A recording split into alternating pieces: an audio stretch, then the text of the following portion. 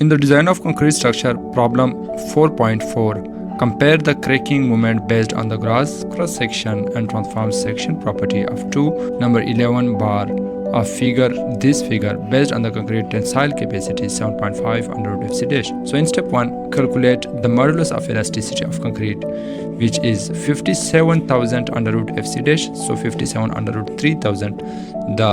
We assume that the compressive strength of the concrete is 3000. So modulus of elasticity for the concrete is 3.122 multiplied 10 to the power 6 inch psi. Okay. Now in step 2, we will calculate the centroid of the gross section. So yg is equal to bw, width of the flange web, and height of the section and height of the flange, and then divide by 2. So if we make this formula from the section, so we can easily calculate the centroid of the gross section, which is 22.48 inches.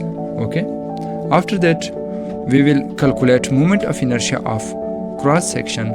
So we make this formula of moment of inertia of cross section from the section from the diagram section.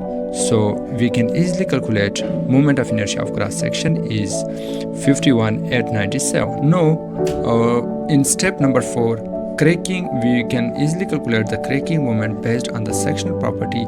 So we do not include the contribution of the steel in the gross cross section. So cracking moment without steel contribution is Ig tensile strength of the concrete, which we have assumed that in the first question. So 7.5 under root fc dash divided by, so it is divided by gross centroid of the gross cross section. So we have calculated all these values previously.